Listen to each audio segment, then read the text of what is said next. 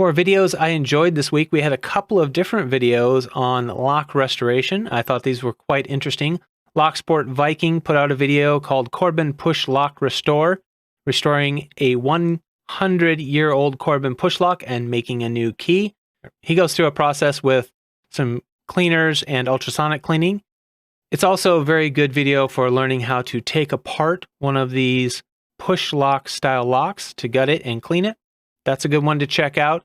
And then also Fishpix put out his video 43, Restoring Vintage Locks Using Electrolysis. The description reads, in this tutorial, I'll take you step by step through how you can restore rusted vintage locks using the magic of electrolysis. As a bonus, I'll also share the results of my first experimentation with ultrasonic cleaning technologies, a process ideal for locks with alloy components which tend to not fare well when submitted to electrolysis.